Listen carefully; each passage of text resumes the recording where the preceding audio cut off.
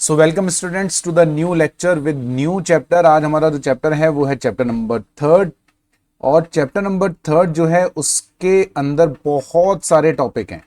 मतलब इस टॉपिक की ड्राफ्टिंग जो है ना वो इंस्टीट्यूट ने बहुत ही गड़बड़ कर रखी है, बहुत होच पोच कर रखा है यार, बस सब चीजें मिक्स कर रखी हैं। कोई सा भी टॉपिक कहीं भी डाल दिया।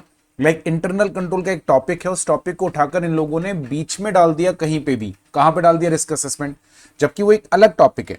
तो पहले हम लोगों को इसमें सबसे पहले हमें पढ़ना है कि आखिर चैप्टर 3 है किस चीज के बारे में, क्योंकि क्लैरिटी होना बहुत जरूरी है। हमने अभी तक जितने भी चैप्टर पढ़े हैं या कोई सा भी चैप्टर हो उसमें क्लैरिटी है। चैप्टर 6 है डॉक्यूमेंटेशन है, क्लैरिटी है।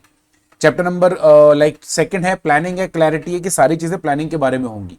इस चैप्टर को लेकर इतना ज्यादा कंफ्यूजन है कि हेडिंग पढ़ने के बाद बच्चे को पहले तो यही नहीं समझ में आ रहा है कि इस चैप्टर में एग्जैक्टली पढ़ना क्या है और किस चीज के बारे में है। तो पहले हम ये डिस्कशन करते हैं कि चैप्टर 3 है किसके बारे में।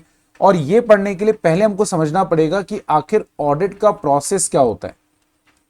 तो अगर हम ऑडिट का प्रोसेस देखें, क्योंकि आपने ऑडिट एक्सेप्ट कर लिया, ऑडिट एक्सेप्ट करते समय हम लोगों को एंगेजमेंट के कंसीडरेशंस देने होते हैं। लाइक कौन कौन सी चीजें ऑडिटर को एंगेजमेंट एक्सेप्ट करते समय ध्यान में रखनी होती है, इनके बारे में हम बात करते हैं ना। क्या क्या कंसीडरेशंस देने हैं, कैसे एंगेजमेंट लेटर बनता है, क्या एंगेजमेंट एक्सेप्टेंस के रूल्स होते हैं, उन सबके ऊपर ऑडिटर को बात करनी होती है। ठीक है, अब एक बार आपने ऑडिट एक्सेप्ट कर ली, फाइनल हो गया, तो हमारा पहला स्टेप अगर टेक्निकली देखें तो वो होता है प्लानिंग। ठीक है, पर प्लानिंग एक ऐसा प्रोसेस है जो शुरू से एंड तक चलता है। हमने चैप्टर 2 में पढ़ा था, planning is a continuous and iterative process.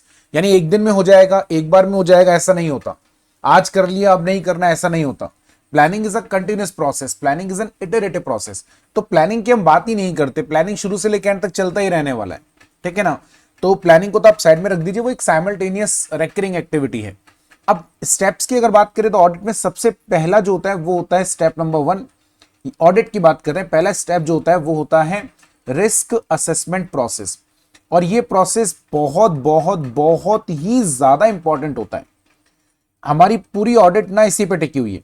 बल्कि मैं अगर ऐसे बोलूं, अगर आपको रिस्क असेसमेंट करना आ गया ना अच्छे से, अभी मान लीजिए कि आपने अपनी ऑडिट में 70% काम तो कर लिया, यानी 70% काम तो आपका हो ही गया, आपको 70% तो कुछ करना ही नहीं है। इतना गजब प्रोसेस है, इतना इंपॉर्टेंट प्रोसेस है।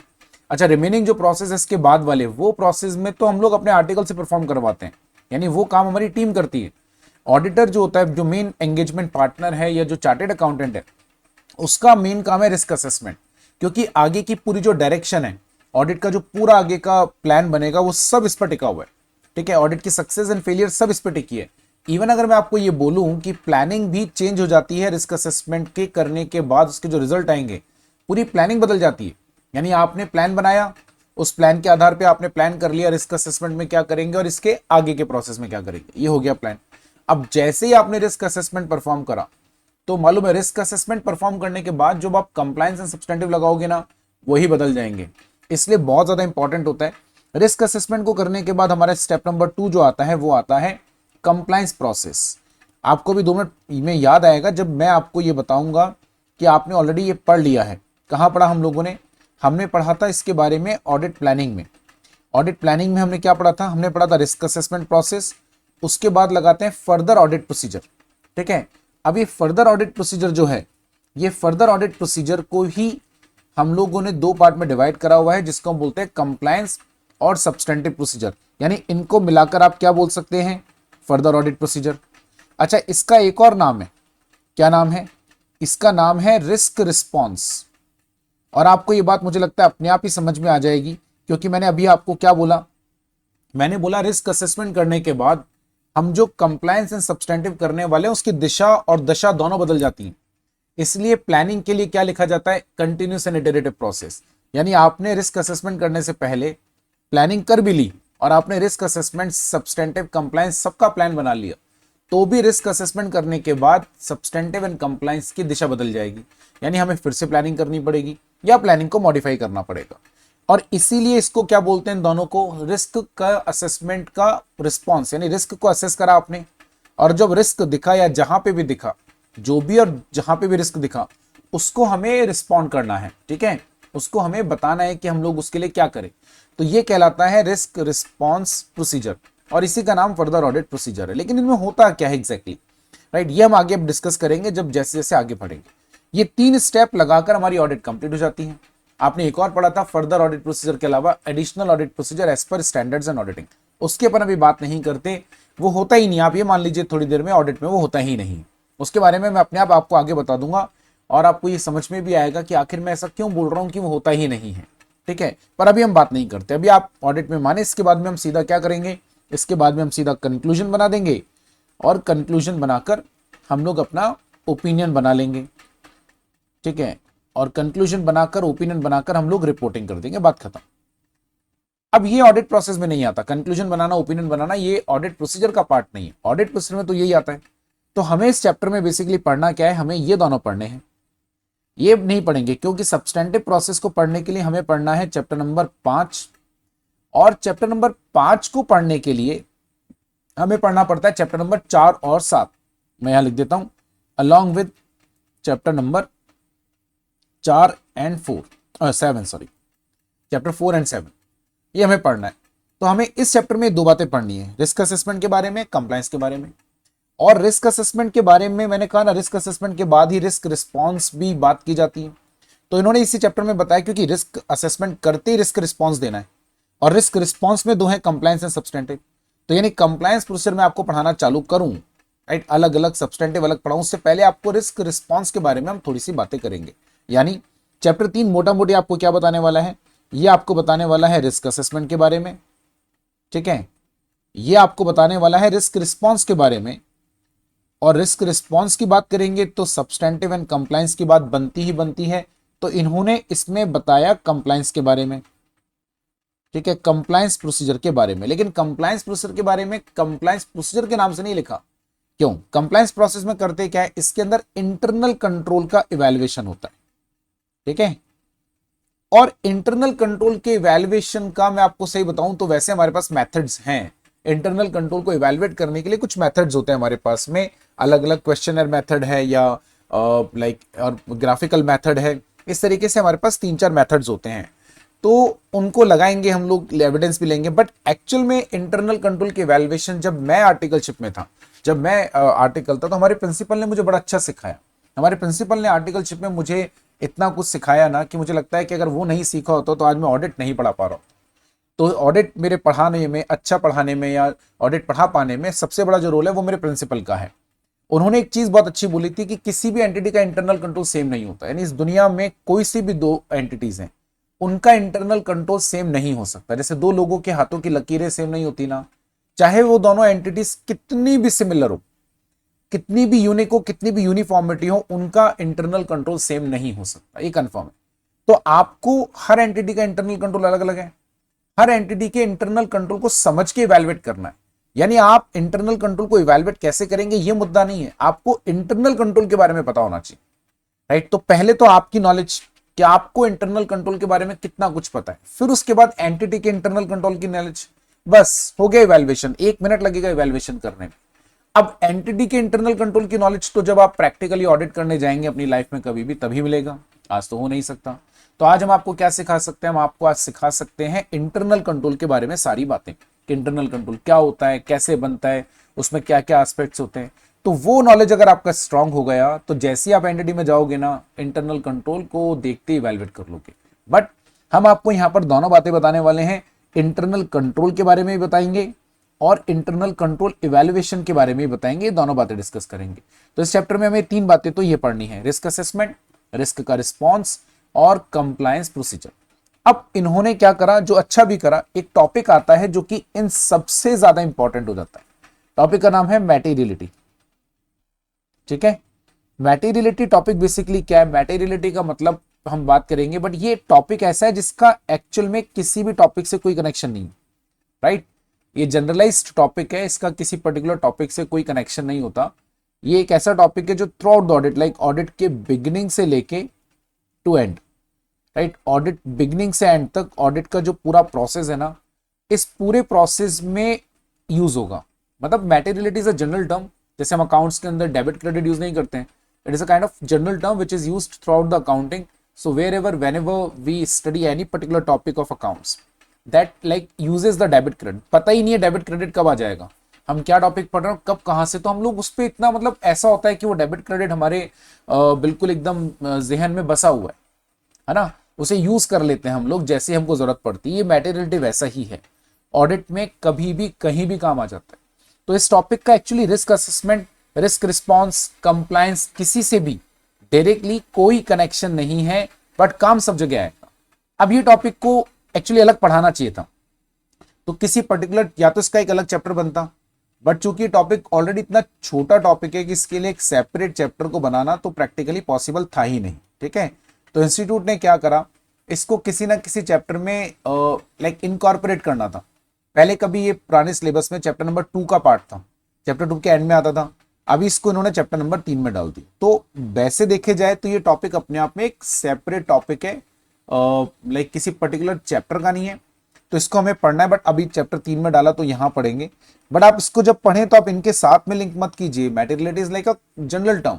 ठीक है, सो इस टॉपिक में, इस चैप्टर में मैटेरियलिटी पढ़ेंगे, रिस्क असेसमेंट पढ़ेंगे, रिस्क रिस्पॉन्स पढ़ेंगे, कंप्लायंस पढ़ेंगे, जिसको आप इधर देखेंगे तो इंटरनल कंट्रोल के नाम से दिया है इन्होंने टॉपिक, है ना। इन्होंने इसे कंप्लायंस प्रोसेस के नाम से ना देकर क्या नाम दिया है, इंटरनल कंट्रोल के नाम से। तो आपको टॉपिक की जो हेडिंग्स मिलेंगी ना वैसे मिलेंगी। ठीक है, and the last topic which is like in सब टॉपिक से बिल्कुल अलग है, कोई कनेक्शन नहीं, दूर दूर तक कोई कनेक्शन नहीं, बट डाल दिया यहाँ पे, कहीं ना कहीं डालना था इंस्टीट्यूट को। कभी उसका एक सेपरेट चैप्टर था और होना भी था इसको separate chapter, audit in automated environment. ठीक है, ऑडिट इन ऑटोमेटेड एनवायरनमेंट ऐसा बोलकर एक सेपरेट चैप्टर था। इसका इस टॉपिक से कोई कनेक्शन नहीं है। ठीक है, बिल्कुल एक म्यूचुअली एक्सक्लूसिव टॉपिक है। ठीक है, और किसी टाइम पर ये अपने आप में एक सेपरेट चैप्टर था, तो पता नहीं क्या हुआ, इंस्टीट्यूट को उसने उठाकर इस टॉपिक को इधर इस चैप्टर के अंदर इनकॉर्पोरेट कर दिया।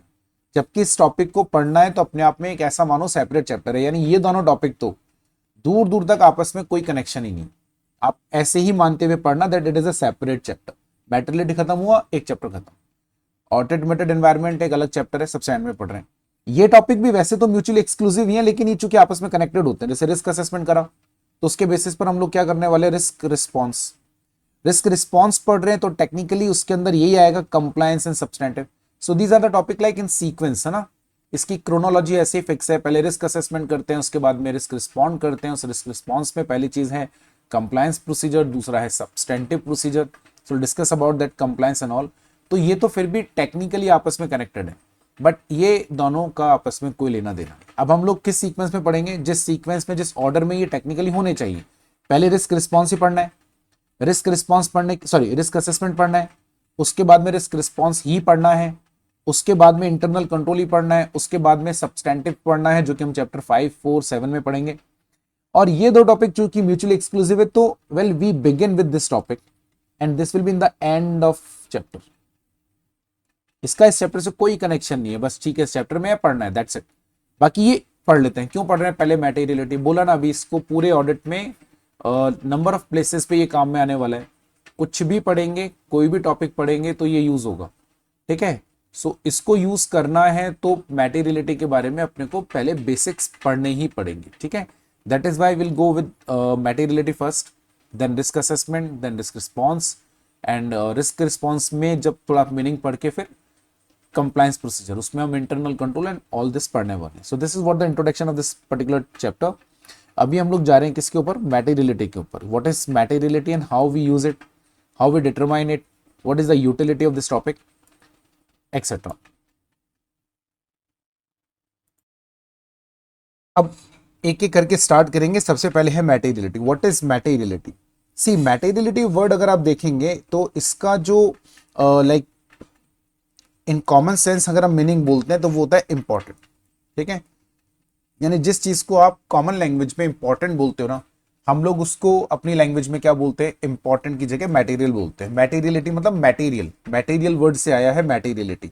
सो मैटेरियल आइटम कौन से होते हैं? अच्छा, पहले तो इसका यूज क्या है, मैटेरियलिटी का या मैटेरियल का मतलब क्या है। हम लोग जब ऑडिट करते हैं ना, तो ऑडिट में दो चीजें होती है। ऑडिट में हम लोगों को सैम्पलिंग करनी होती है, लाइक, है ना, ये हम लोग जानते हैं सैम्पलिंग, क्योंकि आपको याद हो तो हमने जब ऑडिट का ऑब्जेक्टिव पढ़ा था, क्या पढ़ा था, to obtain a reasonable assurance financial statement free from misstatement है या नहीं। ठीक है ना, ये हम लोगों ने पढ़ा था। अब ऑडिट में हमको सैंपल करना, ये तो तय है। अभी सैंपल करना है तो सैंपल में 100% आइटम्स, ठीक है, 100% आइटम्स नहीं ले सकते, ये कंफर्म है।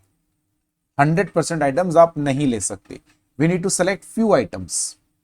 Now the question is select few items, मतलब कौन से फ्यू आइटम्स लेने वाले हो आप, कौन से few items. You said select few items, like which few items, ये एक बड़ा इश्यू आएगा। करेक्ट, तो हम कौन से फ्यू आइटम लेंगे, इसके लिए भी हमारे पास में एक तरीका है। हमारे पास तरीका क्या है, हम लोग बेसिकली वो आइटम लेना चाहते हैं जिन आइटम में मिस स्टेटमेंट होने के सबसे ज्यादा चांसेस हो। और मिस स्टेटमेंट भी कौन से, मटेरियल, यहां पर मैं लिखूंगा जिनमें मिस स्टेटमेंट होने के चांसेस हो। ठीक है, आप समझो ना, हम कोई ज्योतिषी तो है नहीं, कोई अंतर्यामी तो है नहीं, तो हमें किसी भी एंटिटी में जाते हैं तो हमें कैसे पता चलेगा कहाँ कहाँ फ्रॉड्स एंड एरर हो सकते हैं। लाइक कोई हमारे पास आइडिया नहीं है, हमको उस एंटिटी के बारे में कुछ भी नहीं पता। अगर यही पता होता कि कौन से आइटम में फ्रॉड्स एंड एरर है तो वही आइटम नहीं सेलेक्ट कर लेते क्या, तो वो तो पता ही नहीं है। मैनेजमेंट हमें बता देगा, इस भरोसे पे मत रहो। मैनेजमेंट आपको बता देगा फ्रॉड्स एंड एरर कहाँ कहाँ पर है, भूल जाओ। बता भी सकता है, नहीं भी बता सकता। तो हम लोग मैनेजमेंट के भरोसे नहीं जाते, है ना। हम लोग ये फोकस लेके या टारगेट लेके नहीं जाते कि मैनेजमेंट हमें बता देगा कहाँ कहाँ fraud and error, right. Would trust on that.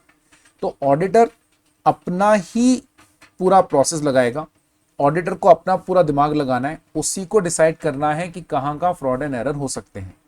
तो हम लोग चूंकि सेलेक्ट फ्यू आइटम्स, यानी 100% आइटम्स चूज नहीं करने, थोड़े से आइटम चूज करने, हम वो आइटम चूज करेंगे जिनमें मिस स्टेटमेंट होने के चांसेस हो।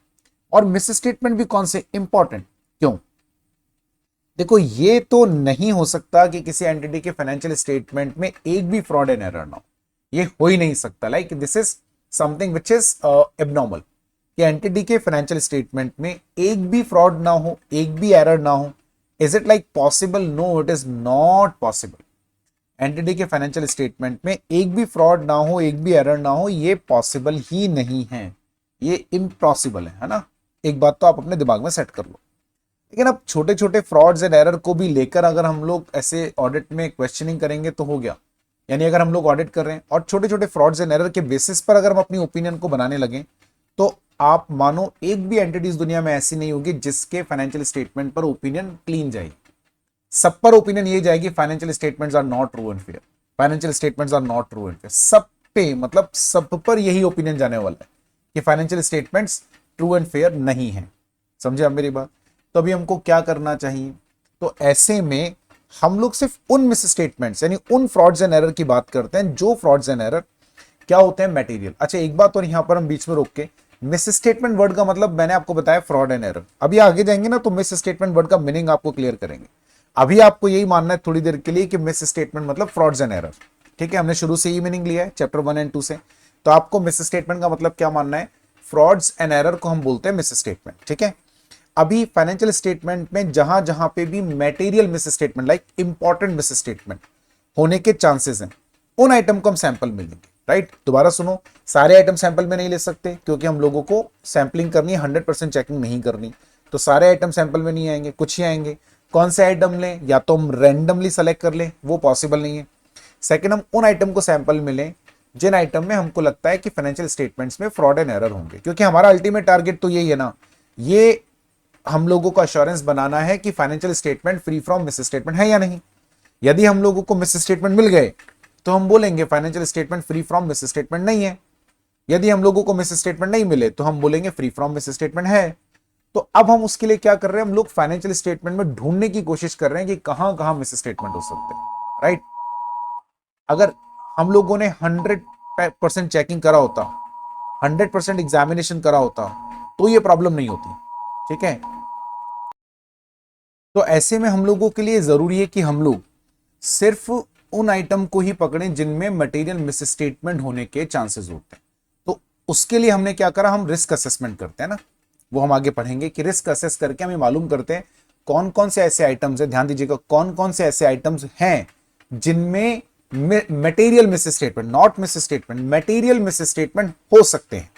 कैसे असेस करेंगे वो रिस्क असेसमेंट में पढ़ना है। हम आपको अभी रिस्क असेसमेंट थोड़ी ना पढ़ा रहे, हम पढ़ा रहे हैं, हम उन आइटम्स को सैंपल में ले लेते हैं जिनमें हमें लगता है मटेरियल मिस स्टेटमेंट हो सकते हैं, उनको चेक कर लेंगे।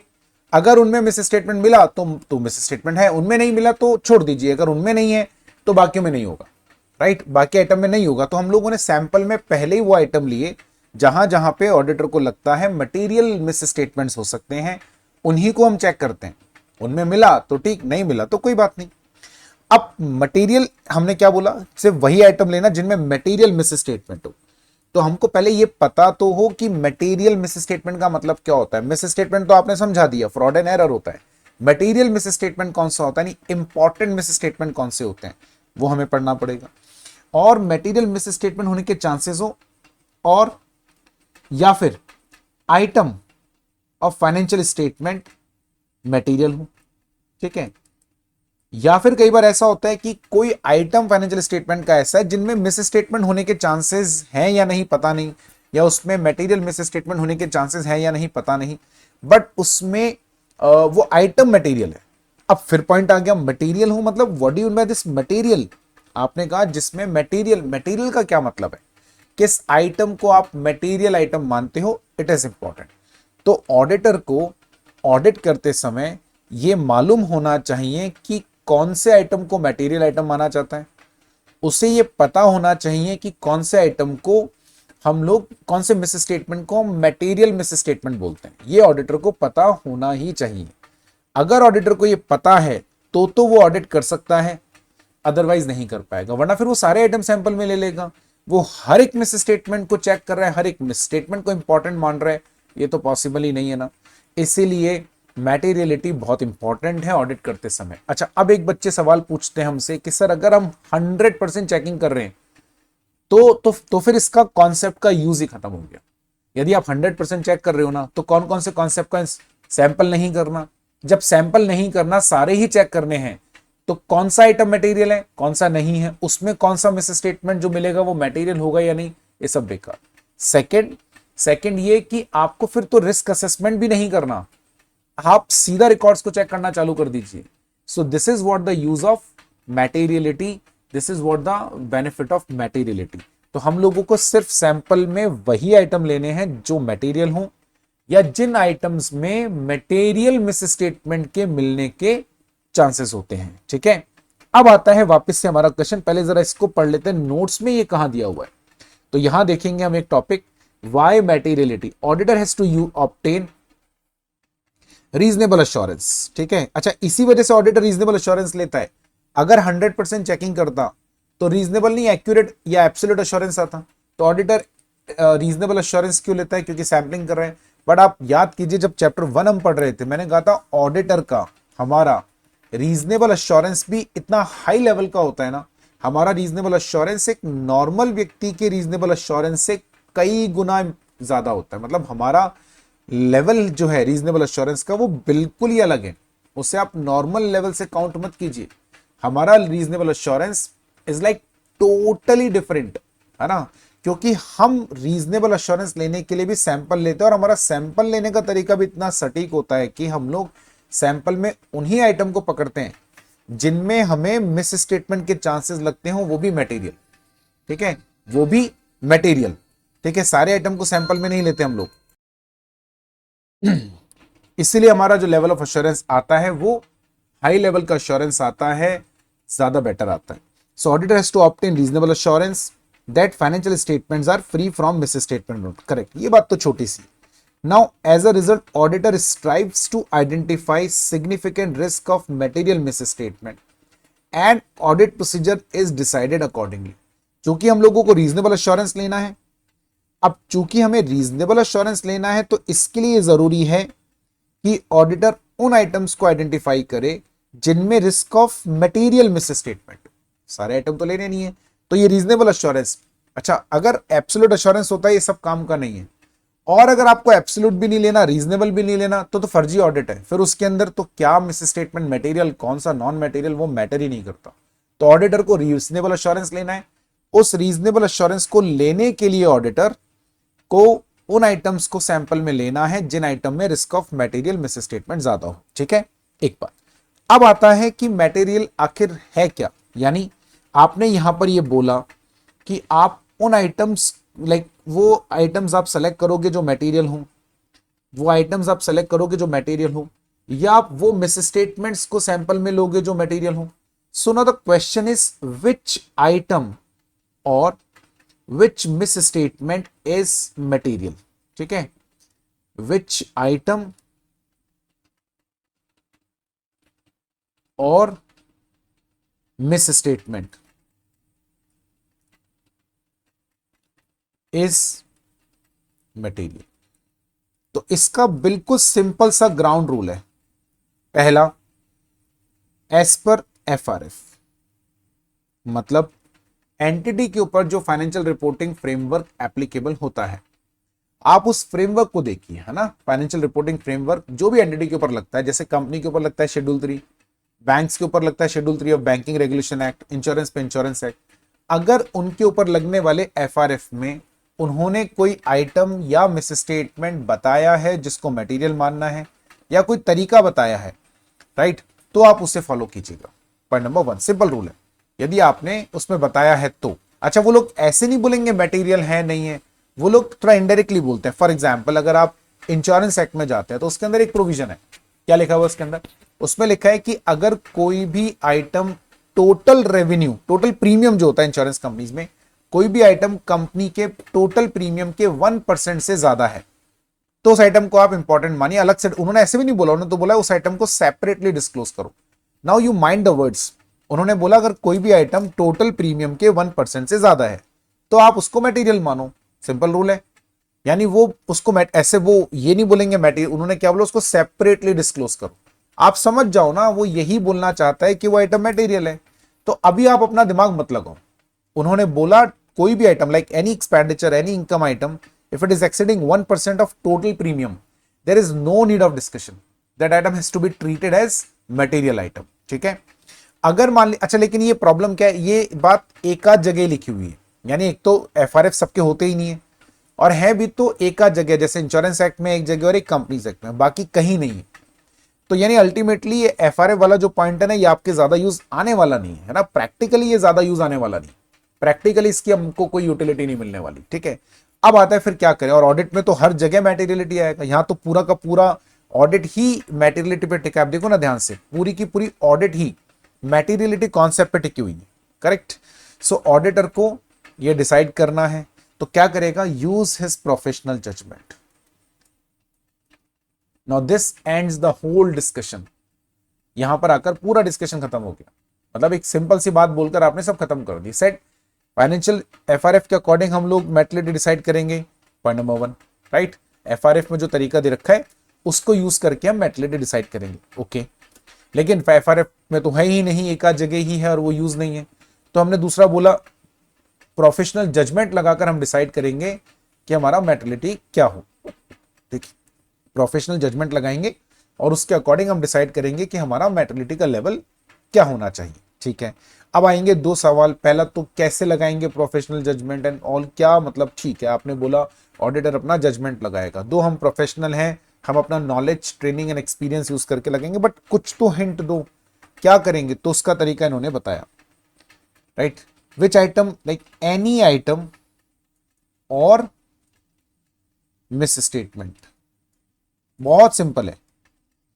विच कुड इम्पैक्ट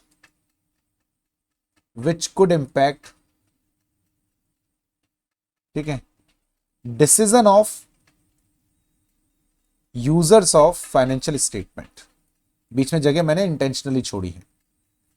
ऐसा कोई भी आइटम फाइनेंशियल स्टेटमेंट का, या उस आइटम में जो मिस स्टेटमेंट होगा, कोई भी मिस स्टेटमेंट जो उस फाइनेंशियल स्टेटमेंट के यूजर्स के डिसीजन पे इंपैक्ट डाले ना। कौन सा डिसीजन? Naturally financial decision.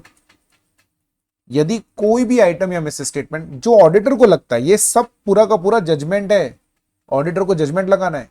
कोई भी आइटम अगर यूजर को के, कोई भी आइटम या मिस स्टेटमेंट यूजर के प्रोफेशनल जजमेंट पर इंपैक्ट डाल सकता है ना, तो वो आइटम अपने आप में मटेरियल आइटम है, ऐसा आपको मानना है। इसमें कोई कंफ्यूजन नहीं, इसमें कोई डिलेमा नहीं, इसमें कोई मतलब कुछ है ही नहीं, इसके अंदर कोई दिमाग ही नहीं लगाना है। ठीक है। वो आइटम को आपको, अब कौन सा आइटम यूजर के फाइनेंशियल डिसीजन पे इंपैक्ट डालेगा, कौन सा आइटम यूजर के क्या नाम है, कौन सा मिस स्टेटमेंट यूजर के डिसीजन पे इंपैक्ट डालेगा, इससे डिसाइड करने के लिए तो भैया आपको अल्टीमेटली अपना प्रोफेशनल जजमेंट ही लगाना पड़ेगा, और कोई तरीका नहीं। इसको तो आपको डिसाइड करने का एक ही तरीका है, आप प्रोफेशनल जजमेंट लगाएंगे, दैट्स इट।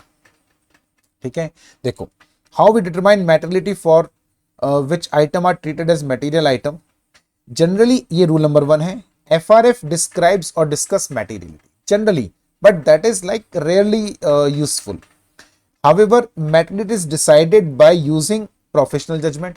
ऑडिटर को अपना प्रोफेशनल जजमेंट लगाना है। नाउ कंसीडरिंग, अब जब आप जजमेंट लगा रहे हैं तब आपको क्या ध्यान में रखना है, ये पहला point, any item of financial statement और misstatement is material if it could influence economic decision of user. वो आइटम आपको मटेरियल मानना है, अगले दो छोड़ दीजिए आप, मेन हमारा यही है। तो एक तो FRF, सबसे पहले FRF को निपटा दो, FRF के हिसाब से जो आइटम मटेरियल है उसको मान लो।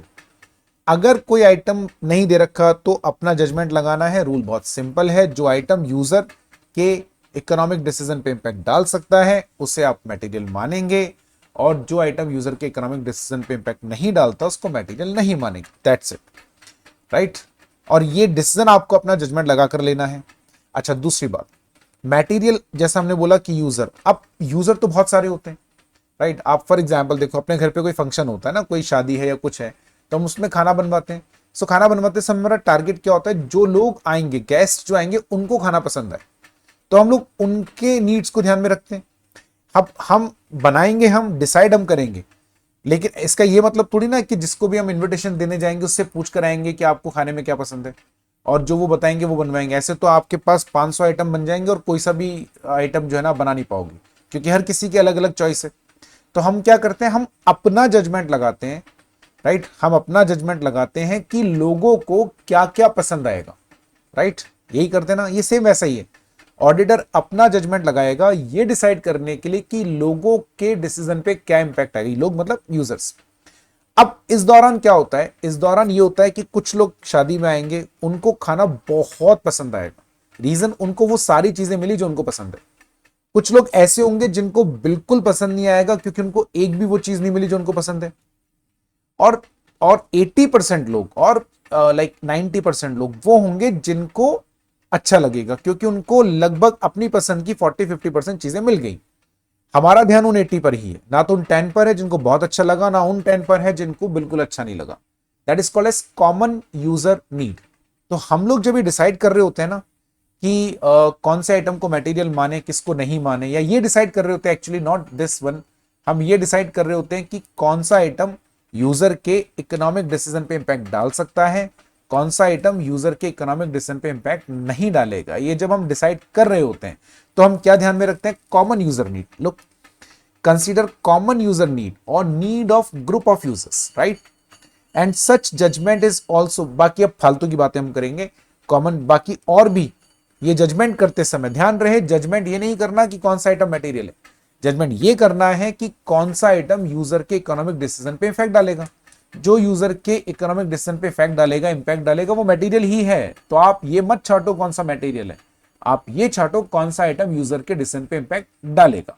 ठीक है, एक बात। अब ये डिसाइड करते समय कुछ फैक्टर्स आपको ध्यान में रखने, कॉमन नीड सबसे इंपॉर्टेंट, बाकी फालतू चीजें हैं। Such judgement is also affected by surrounding circumstances, जैसे नेचर ऑफ मिस स्टेटमेंट और size of misstatement, right. You also need to look the difference, like different perspective, मतलब सारे एस्पेक्ट से देखना। कोई आइटम हो सकता है कि जो आपको P&L के लिए इंपॉर्टेंट लगे लेकिन बैलेंस शीट के लिए ना लगे, बट बैलेंस शीट के लिए लग रहा है, P&L के नहीं लग रहा, इनको भी आपको ध्यान में रखना है। So well, these are the not important points. ये तो ठीक है, ओके ओके है, बट मेन चीज ये वाला है। तो दो बातें सिंपल ध्यान में रखनी है। ऊपर से चले समराइज करें, ऑडिटर को अपने ऑडिटर को सैंपलिंग करनी है, ऑडिटर को रीजनेबल अश्योरेंस लेना है, एब्सोल्यूट नहीं लेना। रीजनेबल अश्योरेंस लेने के लिए हमको सैंपल लेना पड़ेगा, उसको एग्जामिन करना है। सैंपल में हम उन आइटम को लेंगे जिनमें मटेरियल मिस स्टेटमेंट के चांसेस हो, मिस स्टेटमेंट के चांसेस हो, बट कौन से मिस स्टेटमेंट, मटेरियल, एंड जिनमें जो आइटम मटेरियल हो। अब किस आइटम को या मिस स्टेटमेंट को मटेरियल मानना है, जो यूजर के इकोनॉमिक डिसीजन पर इफेक्ट डाले। तो ऑडिटर को अपना प्रोफेशनल जजमेंट यूज करना है ये डिसाइड करने के लिए कि कौन सा आइटम यूजर के डिसीजन पर इंपैक्ट डालेगा। ठीक है, और ये करते समय वो कॉमन यूजर नीड ध्यान रखेगा। इसके अलावा आपको जो FRF है, फाइनेंशियल रिपोर्टिंग फ्रेमवर्क, उसमें अगर कोई रिक्वायरमेंट दे रखी तो वो भी आपको यूज करनी है। ठीक है, तो ये आपको ध्यान में रखना है। अब आता है नीचे नोट नंबर 1, क्या है नोट नंबर 1, देखो, materiality is not always a matter of relative size. For example, a small amount lost by fraudulent practices can indicate serious flaw in internal control system. वैसे तो ये ऊपर वाला पढ़ने के बाद मुझे नहीं लगता कभी भी कि किसी बच्चे के मन में थॉट आता होगा कि हम लोग अमाउंट के हिसाब से मैटेरियल डिसाइड करें. हमने ऊपर डिस्कस ही नहीं करा कहीं पे भी, अगर आप ध्यान से देखें नहीं आएगा. मैंने जो ऊपर पढ़ाया उसको पढ़ने के बाद शायद ही किसी बच्चे के मन में ये थॉट आता होगा, ये कहीं से पर्सपेक्टिव आता होगा कि जो आइटम का अमाउंट बड़ा है उसको मटेरियल मानो, जिस आइटम का अमाउंट छोटा है उसको मटेरियल मत मानो. मुझे ऐसा नहीं लगता. फिर भी अगर बाई चांस ये कोई सोच रहा है कि जिस आइटम का अमाउंट ज्यादा हो उसको मटेरियल मानते हैं, जिसका अमाउंट कम है उसको मटेरियल नहीं मानते, तो ऐसा नहीं होता. ऐसा नहीं होता है ना, ये कोई क्राइटेरिया नहीं. हमने ऐसा कभी डिसाइड नहीं करा. राइट, मटेरियल हो सकता है कोई आइटम ऐसा हो जो अमाउंट में बहुत छोटा हो, पर वो मटेरियल हो सकता है. क्या डिसीजन है हमारा, हम कैसे डिसाइड करते हैं मटेरियल, ये देखकर अमाउंट कैसे नहीं. हमने क्या पढ़ा था, जो यूजर के इकोनॉमिक डिसीजन पे इंपैक्ट डाले. फॉर एग्जाम्पल, P&L में bad debts is not a good figure. Bad debts not a good item. Like it attracts attention of each and every user. यानी आज अगर आप किसी एंटिटी का P&L देखेंगे, उसमें बाकी सब खर्चे देख रहे हैं, electricity, water expenses, salary and etcetera etcetera. Suddenly see bad debts, ये आपका ध्यान खींचेगा. अब बैड डेट्स का अमाउंट छोटा हो या बड़ा हो, अच्छा, और बैड डेट्स वैसे भी मटेरियल आइटम है क्योंकि यूजर के इकोनॉमिक डिसीजन पे इफेक्ट डालता है. यूजर को इस बात से फर्क पड़ता है कि एंटिटी में कितने बैड डेट्स हैं. तो चाहे 10 रुपए क्यों, चाहे 10 करोड़ क्यों, हमें उस आइटम को मटेरियल मानना ही है. There might be certain items which is like high in value, but हम फिर भी मटेरियल नहीं मान रहे भी. क्यों? क्योंकि वो आइटम्स ऐसे हैं जिनका वैल्यू तो ज्यादा है, पर वो ऐसे नहीं है जो यूजर के इकोनॉमिक डिसीजन पे इफेक्ट डाले. फॉर एग्जाम्पल, सैलरी हर महीने आती है, हर साल बड़ा अमाउंट होता है, लेकिन वो एक रेकरिंग एक्सपेंडिचर है. वो एक ऐसा एक्सपेंडिचर है जो यूजर को हिट नहीं करेगा अनटिल अनलेस अगर उसमें कोई बहुत ही ज्यादा, है ना, फिगर एबनॉर्मल हो. बहुत ज्यादा, थोड़ा बहुत एबनॉर्मल होगा तो चलेगा, उतना तो यूजर जो है वो हैंडल कर लेगा. बहुत ज्यादा अगर एबनॉर्मल होगा तो ध्यान जाएगा. तो अब देखो, सैलरी बड़ा अमाउंट है फिर भी मटेरियल नहीं है, ठीक है, और बैड डेट्स छोटा अमाउंट है फिर भी मटेरियल है. तो it's like material is not always a matter of relative size, that is amount. ऐसा बिल्कुल भी नहीं है, ठीक है.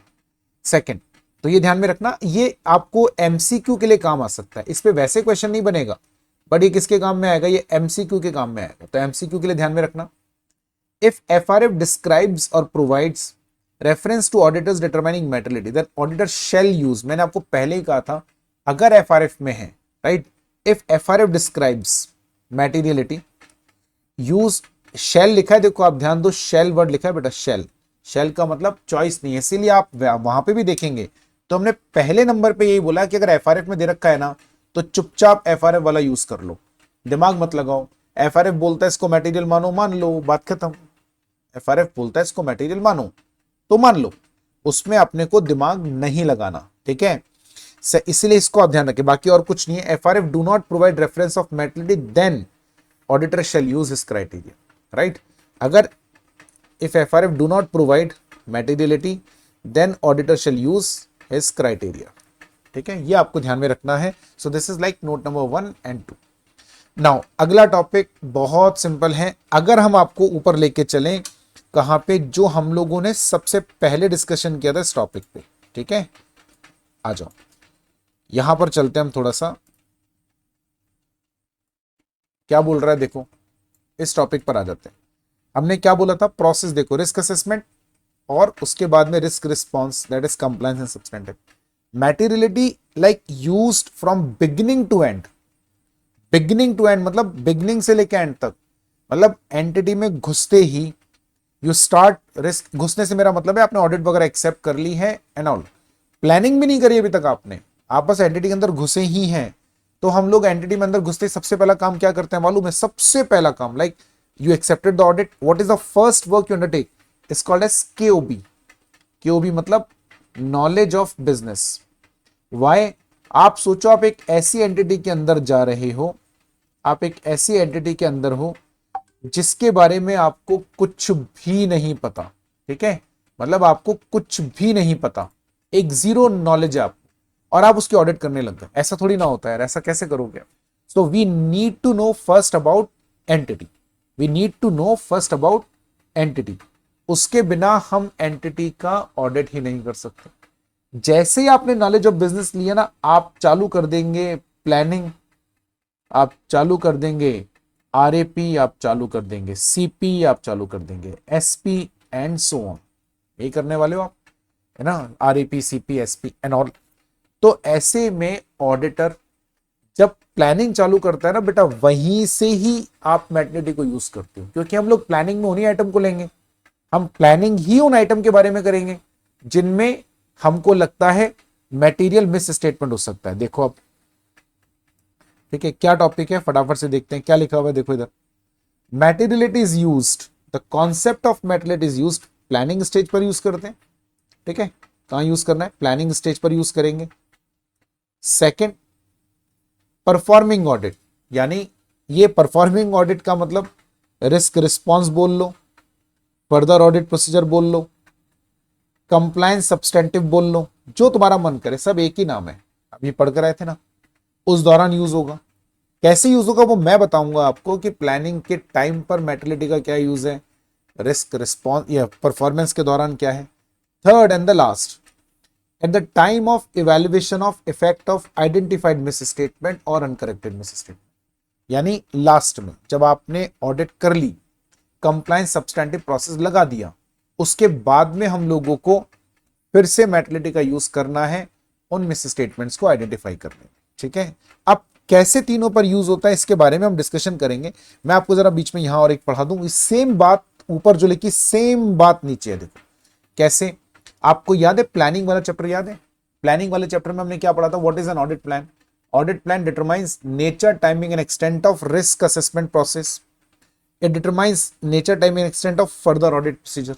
याद आया, फर्दर ऑडिट प्रोसीजर का मतलब अब तक मैं आपको कितनी बार बता चुका इस चैप्टर में ही, इसी को हम लोग रिस्क रिस्पॉन्स बोलेंगे और इसी को आप कंप्लायंस सब्सटेंटिव बोलेंगे। तो रिस्क असेसमेंट प्रोसेस का नेचर, टाइमिंग एंड एक्सटेंट, यानी कितना रिस्क असेसमेंट प्रोसेस कितना लगाना है, कैसे लगाना है, कब लगाना है, वो सब डिसाइड करते समय। कंप्लायंस सब्सटेंटिव प्रोसीजर कब लगाना है, कितना लगाना है, कैसे लगाना है, उसमें क्या चेक करना है, ये सब डिसीजन लेने में मेटलिटी का यूज है। राइट, दैट इज प्लानिंग के टाइम पे भी, ये प्लानिंग है देखो ना, प्लानिंग के टाइम पे भी ये दोनों की प्लानिंग करोगे आप तब भी यूज होगा। Nature, timing and extent decide करना मतलब प्लानिंग करना। राइट, तो प्लानिंग के टाइम पे भी यूज होगा, और जब ऑडिट कर रहे होंगे, that is identifying and assessing risk of miss statement, उस समय भी यूज होगा। ओवरऑल इस टॉपिक को यहां से हम छोड़ देते हैं, नॉट यूजफुल, क्योंकि हमारा काम तो इससे हो गया। प्लानिंग स्टेज पर यूज होगा, परफॉर्मेंस के दौरान होगा और इवैल्यूएशन के दौरान। अब मैं आपको यह बताऊंगा कि इनका यूज यहां होगा कैसे। ठीक है, तो सबसे पहले हम लोग एंटिटी के अंदर घुसते हैं, नॉलेज ऑफ बिजनेस लेते हैं, राइट, उस एंटिटी के बारे में, and then we start planning. Risk assessment कितना लगाना है, कंप्लायंस कितना लगाना है, सब्सटेंटिव कितना लगाना है, यानी हम लोग शुरू में ही जब नॉलेज ऑफ बिजनेस ले लेते हैं तब अपना प्लान बना लेते हैं रिस्क असेसमेंट का, कंप्लायंस, सब्सटेंटिव। वो एक अलग बात है कि जैसे ही आप रिस्क असेसमेंट को एक्चुअल में परफॉर्म करोगे, उससे जो कंक्लूजन निकल कर आएगा उसके बेसिस पर हो सकता है जो कंप्लायंस के लिए आपने प्लान बनाया वो चेंज करना पड़े। और जब कंप्लायंस को परफॉर्म कर लोगे तो कंप्लायंस को परफॉर्म करने के बाद जो रिजल्ट आएगा उसके बेसिस पर आपको हो सकता है सब्सटेंटिव के लिए जो प्लान आपने बनाया वो आपको चेंज करना पड़े। ये पॉसिबल है क्या? बिल्कुल पॉसिबल है, आपको ऐसा करना पड़ सकता है। ठीक है, तो प्लानिंग स्टेज पर हम क्या करते हैं, जैसे नॉलेज ऑफ बिजनेस लिया, हाथ किया तो हम मैटेरियलिटी को अपने दिमाग में चलाना चालू करते हैं। यानी हम जब रिस्क असेसमेंट की प्लानिंग कर रहे होंगे, कंप्लायंस, सब्सटेंटिव, उस समय हम सिर्फ मटेरियल मिस स्टेटमेंट्स किन आइटम में होंगे इसको ध्यान में रख के प्लान करेंगे, कौन से आइटम मटेरियल होंगे इसको ध्यान में रख के प्लान करेंगे। हम सारे आइटम्स को ऑडिट में ले लेंगे नहीं करें तो वहां यूज हुआ। ठीक है, अब मैंने अभी थोड़ी देर पहले क्या कहा, हमने कहा कि आपने प्लान करा, जिस समय आपने risk assessment, compliance and substantive को प्लान करा, ठीक है, उस समय आपने मेटलिटी को ध्यान में रखा, अग्रीड, आपने मेटेरियल आइटम्स को ध्यान में रखा। जैसे ही आप रिस्क असेसमेंट परफॉर्म कर लोगे ना, उसके जो रिजल्ट आएंगे ना, उसके बाद आपको हो सकता है कंप्लायंस एंड सब्सटेंटिव का जो प्लान है वो चेंज करना पड़े।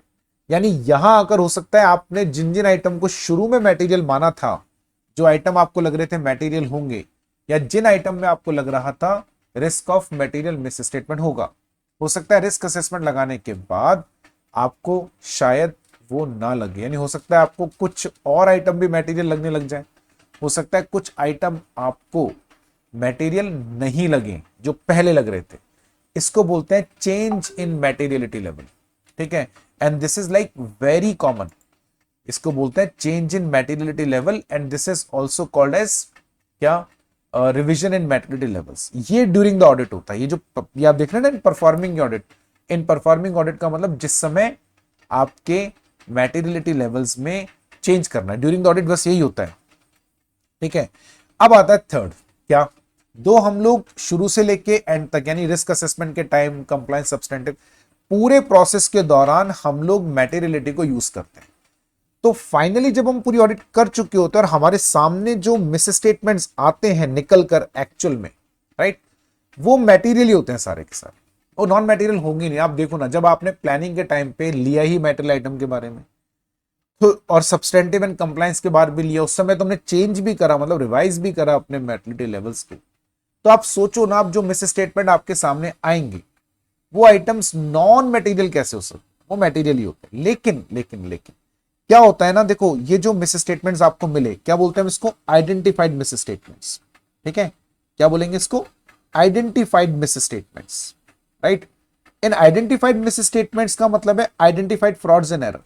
उसमें से भी हम लोग कोशिश करते हैं, मैनेजमेंट को बोलते हैं कि एरर तो सही कर लो, क्या ना, हम लोग अपनी रिपोर्ट में डालेंगे। क्या मतलब है, मैनेजमेंट ने कोई एरर्स वगैरह करे हैं, रिकॉर्ड्स में कोई एरर है, एरर हमेशा अनइंटेंशनल होता है, तो हम मैनेजमेंट को बोलते हैं कि आप इसको सही कर लो, कोई नहीं। अगर कोई ऐसे मिस स्टेटमेंट्स है जो हमने आइडेंटिफाई करे और मैनेजमेंट ने हमारे कहने के बाद भी सही नहीं करे, या वो एरर नहीं है, फ्रॉड है, तो सही नहीं हो सकते, तो उनको तो राइट आपको उनके बेसिस पर अपनी ओपिनियन बनानी पड़ेगी। लाइक आपको अगर 15 मिस स्टेटमेंट मिले, है ना, फ्रॉड एंड एरर, उसमें से मान लीजिए 6 एरर है, 9 एरर है, 6 फ्रॉड है, फ्रॉड तो सही नहीं होंगे, 9 एरर है ना, हमने मैनेजमेंट को बोला ये एरर सही कर लो, उसने 9 में से 7 कर लिए, 2 नहीं करे। अब आप समझो 2 जो एरर्स हैं जो सही नहीं हुई, या वो जो 6 मिस स्टेट फ्रॉड्स हैं, ये कहलाते हैं अनकरेक्टेड मिस स्टेटमेंट। इनके बेसिस पर हम ओपिनियन बनाते हैं। 2 ये पहले ही मटेरियल है, ये नॉन मटेरियल है ही नहीं, ये मटेरियल ही है, हम फिर भी एक बार और इवेलुएट करते हैं, क्योंकि देखो ओपिनियन बनने के बाद कुछ नहीं बदल सकता, राइट। अगर ये जो identified and uncorrected misstatements है, identified and uncorrected misstatements है, इनका अगर आपके ऑडिट पर कोई इंपैक्ट जा रहा होगा तो ही हम लोग इसको ओपिनियन पे लेंगे, अदरवाइज हम फिर इग्नोर कर देते हैं। 2 इसके चांसेस बहुत कम है, लेकिन फिर भी एक बार दोबारा असेस कर लो, क्योंकि अब फाइनल ओपिनियन बन जाएगा बेटा, ओपिनियन बनने के बाद में हम उसको चेंज नहीं कर सकते। That is what an auditor need to do, this is what the use of materiality, और तीनों स्टेजेस पर इस तरीके से हम लोग इसको यूज करते हैं, ठीक है। सो ये हमारा मैथमेटिक्स के बारे में बेसिक डिस्कशन था, लेकिन अभी तो हमारा और बहुत सारा डिस्कशन बाकी है, तो उस पर हम बात और करेंगे, लाइक परफॉर्मेंस मैथमेटिक्स क्या होता है और इसका आगे यूज क्या है एक्सेट्रा। तो आज के लेक्चर में हम यही रुकते हैं, बाकी हम कंटिन्यू करेंगे नेक्स्ट लेक्चर में। Thank you.